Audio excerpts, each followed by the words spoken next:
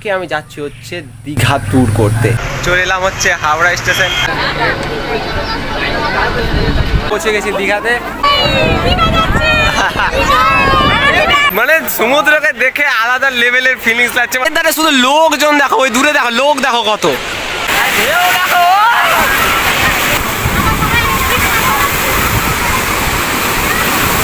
চলে এসেছি হচ্ছে ওল্ড দীঘায়। পিছনে হচ্ছে আই লাভ দীঘা। এই দেখো, এটা হচ্ছে দীঘার জগন্নাথ দেবের মন্দির, যেটা তৈরির কাজ শুরু হয়ে গেছে। তোমাদের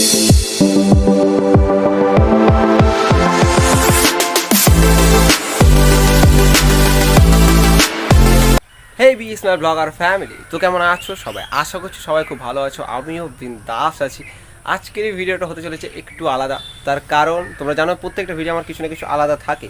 হ্যাঁ গাইস, আজকে আমি যাচ্ছি হচ্ছে দীঘা ট্যুর করতে। এটা হচ্ছে আমার জীবনের প্রথম সমুদ্র ভ্রমণ। মানে এর আগে আমি সমুদ্র কখনো দেখিনি। মানে মানুষের যেটা হয় যে সমুদ্র মানে একটা আলাদা ঢেউ থাকবে, একটা আনন্দ থাকবে, একটা বিচে সন্ধ্যাবেলার দিকে একটা দারুণ মজা হবে, সেরকমই সবার কাছে শুনেছি, কিন্তু কোনোদিন যাওয়া হয়নি। কিন্তু আজকে এই প্রথমবার আমি যাচ্ছি হচ্ছে দীঘা। আমরা পর্বতের সব থেকে উঁচুতেও গিয়েছি, মানে হচ্ছে দার্জিলিং। এবার হচ্ছে আমাদের সব থেকে নিচুতে অর্থাৎ সমুদ্র, সেখানে আমরা ট্যুর করতে চলেছি। আর আজকের এই যে ভিডিওটা, এই ভিডিওটা আমি পিছনের ক্যামেরায় করছি, তার কারণ হচ্ছে আমার সামনের ক্যামেরাটা প্রচুর মানে ঝাপসা হয়ে গেছে ধুলো ঢুকে, সেই জন্য পিছনের ক্যামেরায় করছি। আশা করছি যে ক্যামেরাটা মানে আগের তুলনায় পিছনের ক্যামেরাটা আশা করছি যে ভালো দেখাবে। চলো বেশি কথা বলবো না, তার কারণ আমাদেরকে এখান থেকে স্টেশন যেতে হবে। এখন বাসছে হচ্ছে 6টা, আমাদের 6:42 আছে ট্রেন। তো সেখান থেকে ট্রেন ধরে আমরা যাব হচ্ছে আমাদের মুর্শিদাবাদের আজিমগঞ্জ জাংশন। সেখান থেকে ট্রেন ধরে একদম সকালবেলায় পৌঁছে যাব হচ্ছে আমরা হাওড়া স্টেশনে। হাওড়া স্টেশন থেকে ট্রেন ধরে আমাদেরকে যেতে হবে দীঘা।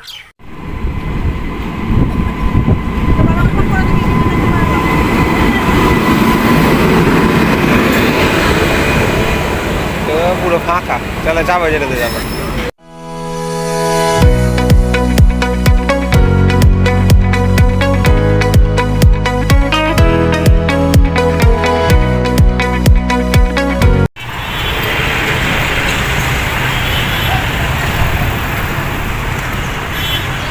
ফাইনালি আফটার 6 থেকে 7 ঘন্টা পর চলে এলাম হচ্ছে হাওড়া স্টেশন। আর এখন চলে এসেছি হচ্ছে আমরা হাওড়া স্টেশনের বাইরের দিকে। এটা হচ্ছে সেই রহস্যময় ব্রিজ যেটা ঝুলন্ত অবস্থায় দাঁড়িয়ে রয়েছে। কালকে সন্ধে আমরা মিনিমাম 7:30 থেকে 8টা নাগাদ পৌঁছে গেছিলাম হচ্ছে আমাদের আজিমগঞ্জ জংশনে। এবার আজিমগঞ্জে এসে আমি টায়ার্ড হয়ে গেছিলাম, সেই জন্য খেয়ে টেয়ে আজিমগঞ্জে রাত্রেবেলায় উপরে উঠে গেছিলাম, উপরে উঠে ঘুমিয়ে গেছিলাম। আর এই এখন প্রায় 3:30 নাগাদ নেমে পড়লাম আমরা হচ্ছে হাওড়া স্টেশনে। ব্রিজের নিচে দেখো, এই হচ্ছে সেই আমাদের হুগলি নদী।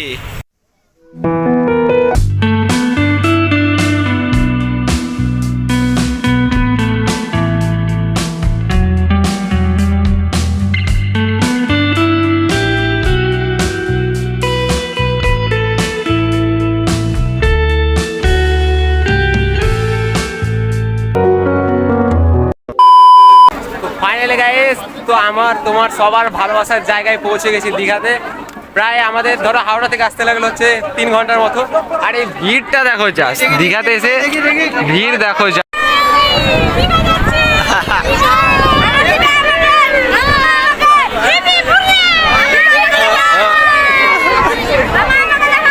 আমরা দীঘা স্টেশনের বাইরের দিকে চলে এসেছি।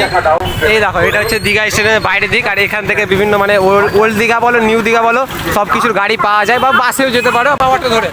আর মানে দীঘার স্টেশনে এতটাই ভিড় ছিল, মানে অকল্পনীয় ভিড়, মানে এরকম ভিড় মানে আশা করা যায় না। আমরা ভেবেছিলাম এই গরমের দিনে হয়তো মানুষ সেরকম আসবে না, তো এই গরমের দিনে এত লোক এসেছে, মানে ফুল পাওয়া যাচ্ছে না, মানে দাঁড়াবার জায়গা পাচ্ছি না। আর এই দেখো, এখানে আছে আমার সাথে ভাই, মানে এরা শুধু ওই ব্লগে শুধু হাই হ্যালো ছাড়া আর কিছু নেই। নিউ দীঘাতে আমরা ওল্ড দীঘাতে গেলাম না, ওল্ড দীঘাতে দেখার ধরো সেরকম কিছু নেই, সেই জন্য আমরা নিউ দীঘাতে চলে এলাম। আর নিউ দীঘার সামনে এখান থেকে রাস্তাতে যাওয়ার সময় দেখতে পাচ্ছ অনেকটাই ভিড়। স্টেশন থেকে বেরিয়ে যাওয়ার পর সেখান থেকে কোনো গাড়ি ধরার দরকার নেই। যদি তোমরা নিউ দীঘা আসো, ওল্ড দীঘা গেলে তোমাদের গাড়ি ধরতে হবে। আর যদি তোমরা নিউ দীঘা আসো, তাহলে স্টেশন থেকে ডাইরেক্ট বেরোবে, বেরিয়ে এসে ডান দিকে 5 মিনিটের হাঁটা পথ। আর এখানে আশেপাশে অনেক হোটেল আছে, এই হোটেলগুলো বুক নিতে পারো, বারবার বলছে, মানে অনেক কম দামে পেয়ে যাবে। আর যদি একদম বিচের সামনাসামনি যদি হোটেল রুম বুক করো, তাহলে একটু বেশি পড়ে যাবে। এখন আমরা যাচ্ছি হচ্ছে নিউ দীঘার ঘাটের দিকে, দেখে আসি সেখানে ভিড় কেমন আছে লোকজনের। একদম দীঘার একদম কাছে চলে এসেছি আর মানে সমুদ্রকে দেখে আলাদা লেভেলের ফিলিংস লাগছে, মানে মনটা জাস্ট জুড়িয়ে গেল দেখার পরে। আর ঘাটের ধারে কি ভিড় ভাই, জাস্ট লক্ষ্য করো। ঘাটের ধারে শুধু লোকজন দেখো, ওই দূরে দেখো লোক দেখো কত, ওই থেকে লোক দেখো, এত পর্যটক ভ্রমণ করতে এসেছে, মানে কিছু বলার নেই। ঢেউগুলোকে লক্ষ্য করো, ঢেউগুলোকে দেখে মানে একটা আবেগেরই লাগছে, মনে হচ্ছে নেমে পড়ি এখনই চলে যেয়ে। এখন দেখি এই ব্যাগগুলোকে এখানে রেখে তারপর আমরা স্নান করতে যাব। মানে সমুদ্রের ঢেউটা দেখে মনটা পুরো জুড়িয়ে গেল। মানে প্রথমবার জীবনে সমুদ্রে এলে যা হয়, প্রথমবার বেশিরভাগ মানুষই প্রথম সমুদ্র পুরী হিসাবে গ্রহণ করে। মানে বেশিরভাগ মানুষই চায় যে পুরীতেই একমাত্র ঢেউ থাকে, কিন্তু আমাদের যে পশ্চিমবাংলার দীঘাতে এত ভিড় ঘাটের ধারে, মানে এত লোকজন এসছে, এত ভিড়, মানে কি বলবো, এত পর্যটকের ভিড় সম্ভবত মানে পুরীতেও দেখা যায় না। আর এখন আমরা চলে এসেছি দেখো এরকম একটা ফাঁকা জায়গায়, এরকম গাছের তলে। হ্যাঁ, হোটেলে গেলাম না, অনেকটাই ভাড়া বলছে, সেই জন্য আমরা এখানে ব্যাগটা রেখে, মানে কেউ কেউ আমাদের ব্যাগ জোগাবে, কিছু জন স্নান করতে গেলাম, তারপর হয়তো আবার তারা চলে এলো, তারপর হয়তো আমরা আবার তাদের ব্যাগগুলোকে জোগালাম, এরকম করে আমাদেরকে আর কি করতে হবে। তারপরে বিকেলে দেখি আশেপাশে সাইড সিনগুলো ঘুরবো। এক পুটলা রেখে দিয়েছি, আর কি বলবো, ক্যামেরাতে আবার ধুলো লেগেছে, এত ধুলোতে পুরো ক্যামেরাটা ঝাপসা হয়ে গেল। চল এবার হালকা করে সমুদ্রের স্রোতে একটু পাটা ডোবানো যাক। ফাইনালি প্রায় আমরা সমুদ্রের কাছাকাছি চলে এসেছি। এই যে সমুদ্র, আর এই দেখো এরকম ধারে পাথর দিয়ে বাঁধানো রয়েছে ঘাটটাকে, ওই দেখতে পাচ্ছ ওই জায়গাটা। ভিড় দেখো, মানে লোক কিলবিল করছে, মানে প্রায় লাখখানিক লোক হয়ে যাবে। শুনে যেতে হচ্ছে, দেখো কি অবস্থা, দেখো পাথরগুলো, মানে পাথরে যদি একবার পা স্লিপ খেয়ে যায় তাহলে গেল, কি অবস্থা। এই দেখো সব এখানে ছবি তুলছে, আমরাও দেখি, প্রথমে ছবি তুলবো, তারপরে জলে ঝাঁপাবো। ঢেউয়ের শুধু আওয়াজটা দেখো, ঢেউগুলো দেখো, দেখো এখানে চলেছে, দেখো ঢেউগুলো একদম পায়ের কাছে। ও কত লোক দেখো, ঢেউগুলো এত জোর চলছে, ধাক্কা মারছে ভাই। এই দেখো, এই দেখো, এই দেখো কত বড় বড় ঢেউ আসছে, দেখো কত বড় বড়, এই দেখো। সবারই ছবি তোলা হলো, এইমাত্র আমার ছবি তোলা হওয়ার পরে জলে নেমেছি, ঢেউ দেখো। আর একটু জলগুলো একটু মুখে এসেছিল, কি ভাই নোনতা লাগছে, মানে এতদিন ভাবতাম শুধু যে সমুদ্রের জল মানে নোনতা হয়, আজকে রিয়েলাইজ করছি যে সত্যি নোনতা হয়। ভিডিও করছি ভাই, সত্যি মোবাইলটাকে প্রচুর রিস্ক করে ভিডিও করছি। এই দেখো, এই দেখো খবরে গেল পরে। ফাইনালি এখন দীঘায় এবার স্নান করার পালা। বাবা কি ঢেউ,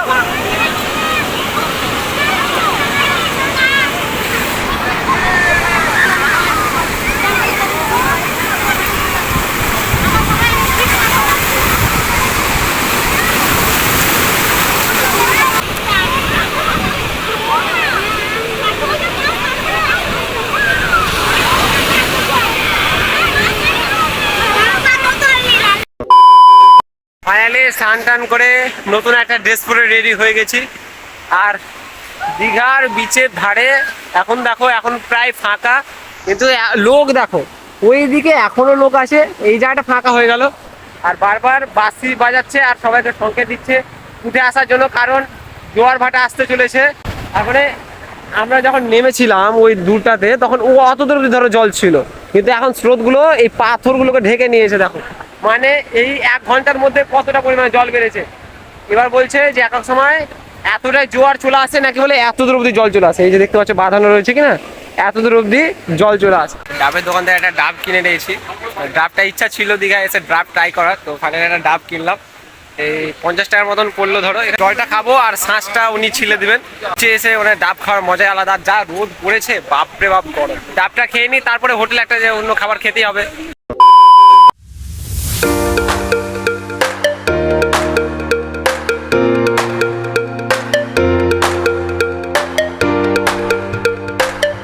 আমরা চলে এসেছি হচ্ছে ওল্ড দীঘায়। নিউ দীঘা দেখার পরে আমরা একটু খাওয়া দাওয়া করেছিলাম, খাওয়া দাওয়া করার পরে ওই 2 ঘন্টা ধরে একটু রেস্ট নিয়েছিলাম, দিয়ে এখন টোটো ধরে এলাম হচ্ছে ওল্ড দীঘায়। বেশি দূর না, কাছেই, কিন্তু 20 টাকা ভাড়া নিয়ে দিল। আগে জানলে আমি হেঁটেই চলে আসতাম।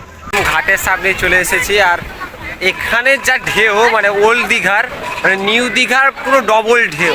আর অনেক মানুষ এখানে বসে আছে, এই দেখো এখানে বসে আছে। জাস্ট ঢেউগুলোকে আমি তোমাদেরকে জুম করে দেখাচ্ছি, তুমি শুধু ঢেউগুলোকে দেখো, বিশাল বড় বড় ঢেউ আসছে। এটা হচ্ছে ওল্ড দীঘার একদম বিচের সামনে, এই দেখো এখানে মানুষজন বসে রয়েছে। আর শুধু ঢেউগুলোকে লক্ষ্য করো, এই দেখো এই দেখো, এই এত দূর অবধি জল চলে আসছে ঢেউয়ে, মানে কি বিশাল ঢেউ। এই দেখো এই দেখো কত দূর জল এসছে দেখো। একটা ব্যাপার হচ্ছে নিউ দীঘাটা হচ্ছে ওই সামনে, আর ওল্ড দীঘা হচ্ছে এখানে, মানে এই যে রাস্তার ধারটা দেখতে পাচ্ছ কিনা, এখান দিয়ে যাওয়া হবে। হ্যাঁ হ্যাঁ, না না ঠিক আছে।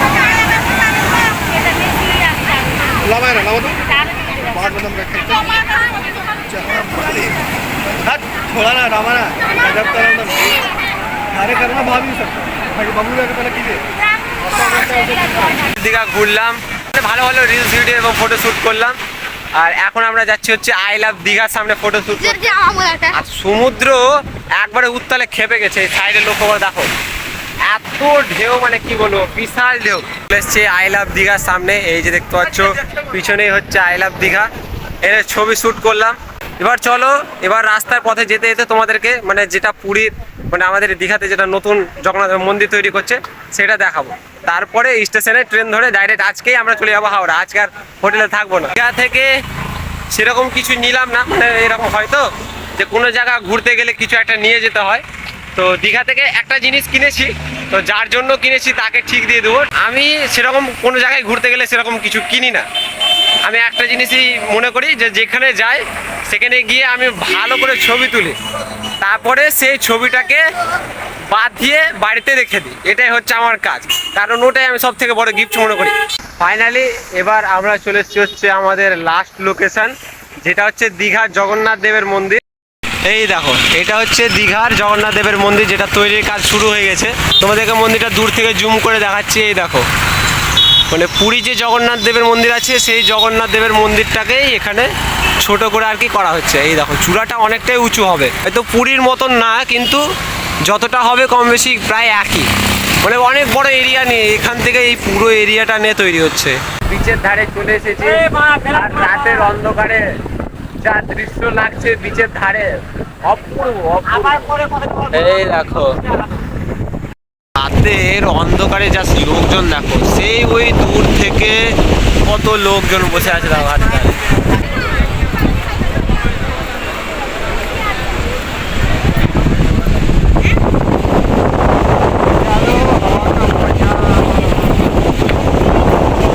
ট্রেন ধরে নিয়েছি, এবার হচ্ছে হাওড়া যাওয়ার পালা। আর এই দেখো উঠে পড়েছি, তো এখানে ঘুমিয়ে পড়বো। আর আমার সাথে আছে এই যে আমার ভাই।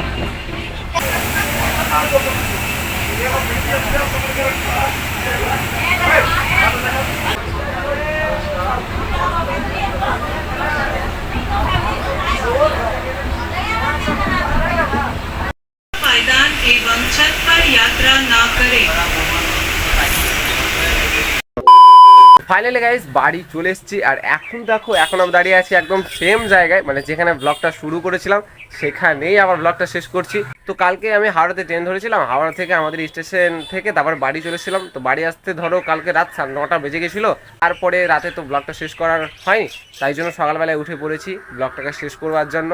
তো ভিডিওটা কেমন লাগলো অবশ্যই জানাই, আমাকে তো দারুণ লেগেছে। সবার সাথে যাওয়া, সবার সাথে আনন্দ, মানে একাই গেলে ব্যাপারটা কি হয় না, একটু খাপছাড়া লাগে। এবার সবার সঙ্গে গেলে একটা আলাদা লেভেলের মজা হয়। নেক্সট ভিডিও খুব তাড়াতাড়ি আসবে, লাইক সাবস্ক্রাইব করতে ভুলো না কিন্তু। রাধে রাধে।